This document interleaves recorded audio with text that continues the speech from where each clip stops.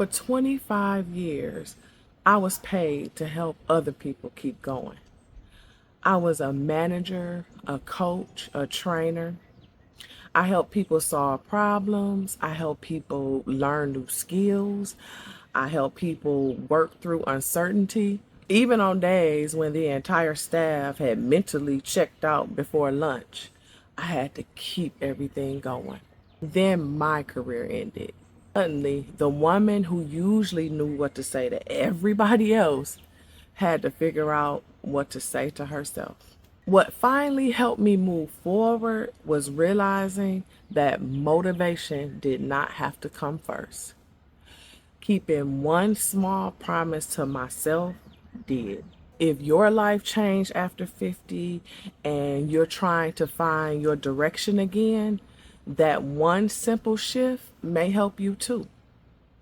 Hey y'all, I'm Jay, and this is Reinventing Life After 50 with Jay. When my career ended, I didn't suddenly stop remembering who I was. I was still a wife, a mother, a grandmother, a woman of faith, helper, a motivator, an encourager. I was still all those things. And don't get me wrong, I still had a few people around that could benefit from my management skills. So, no, my confidence wasn't packed away in a desk drawer at the office. It's just that the rhythm of my life had changed. 25 years, I knew where I was going, I knew what was expected of me, I knew how to measure progress. Then suddenly I had all this experience, but no clear assignment. I wasn't questioning whether I had value. I was questioning where to place that value now. And that's a different kind of uncertainty. I was not defeated.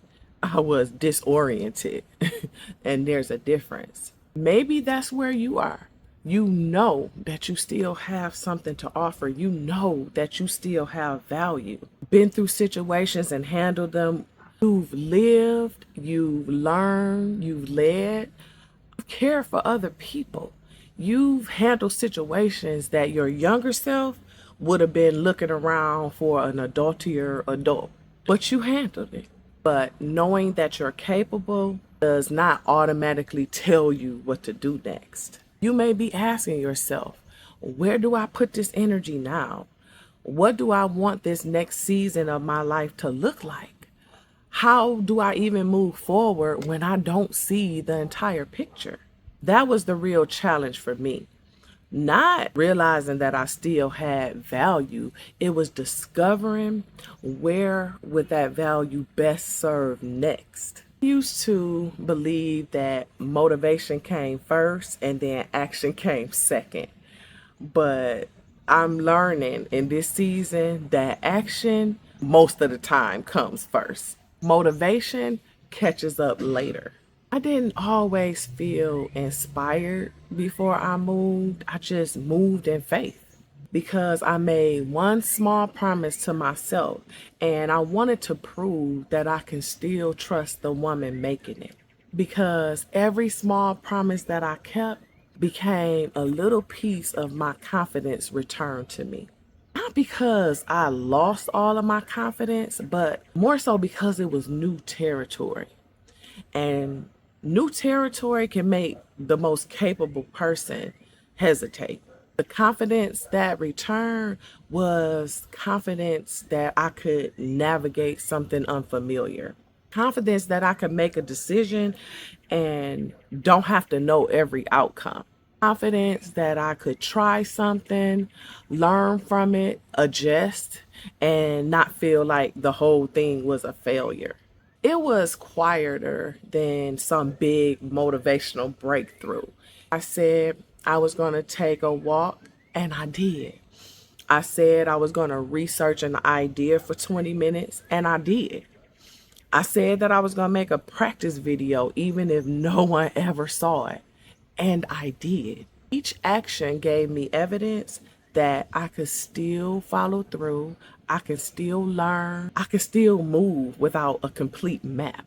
I think sometimes we wait to feel motivated because we think that feeling is going to carry us into actions. But let me tell you something. Sometimes feelings can be late. They have no respect for schedule.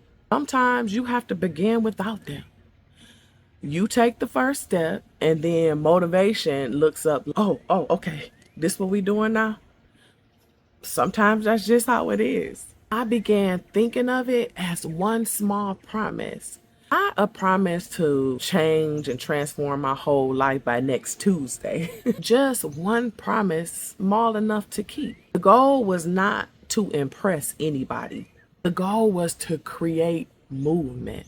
Because confusion grows when we sit still and try to think our way into perfect certainty, try to think our way into the perfect next move or the perfect life.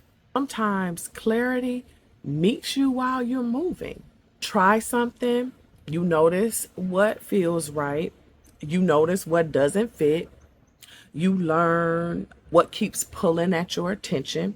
One small promise won't answer all of your questions, but it can interrupt that feeling that you're stuck. So for the next 7 days, choose one small promise each day and keep it. That's the key. Not 10 promises, not color-coded overhaul of your life. One honest, manageable action. Maybe you call somebody with experience in the area that you're considering. Maybe you simply just get dressed, go outside, and stop allowing worry to chair every meeting in your mind. Promise is not about proving that you can conquer everything. It's just reminding yourself that you are still participating in your life. My faith helped me understand that my career was just one place that my gifts were used, but it was never the source of those gifts. The title gave me responsibility, but it did not create my ability to lead. The company gave me a place to coach and train, but it did not give me my ability to encourage, to teach, and help people move forward. The workplace changed, but the gifts came home with your girl.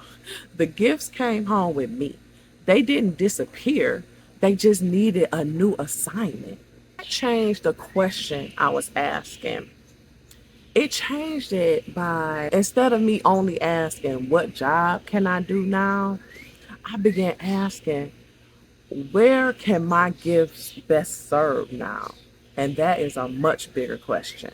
Your experience may serve through a ministry, teaching, consulting, mentoring. It can even be volunteering or just simply helping one person who needs something that you've learned, who needs something that you have experience in. The next use of your gifts may not look nothing like the last one, but that doesn't make it less meaningful. Today, I'm using the encouragement that I gave inside of a company to speak to people over 50 who are trying to navigate change and trying to figure out what comes next. I did not know that this where the road was leading. I had no idea, but I just kept moving. And the movement revealed things that thinking alone could not. I didn't need to reinvent who I was. I needed to allow who I was to just show up in a new way. Maybe what this season is asking of you too. Not to become a completely different person, but to take the wisdom, the experience, the compassion, the leadership, and the creativity that you already have and give it room to serve somewhere new. So here's what I want you to do this week. Think about what you would say to somebody that you deeply care about if they were standing exactly where you are right now. Would you tell them that they're too old? Would you tell them that one change erased everything that they have learned, all the experience that they've had? Would you demand that they know exactly what the next 10 years would look like before they took the next step? Probably not. You will remind them that they're capable, You would tell them that uncertainty doesn't mean that they're just lost forever. You would help them focus on what they can do today. Offer yourself that same encouragement. Then make one promise and keep it. Just one small promise. Because sometimes motivation is not a feeling that arises before we begin. Sometimes motivation is the energy that returns after we show ourselves that we are willing to move. I spent years looking at other people saying, you got this, you can do this. Now I'm learning to say those things to myself in a different way. Like, you may not know where you're going, but you know how to take the next step. And maybe that is what you need to hear too. You don't need to solve the whole future before you begin. Just make one small promise, keep it. Yes, I'm going to keep saying that because keeping it is key. Then let that action show you what may be possible next. In the comments, tell me what's one small promise that you're going to keep to yourself this week.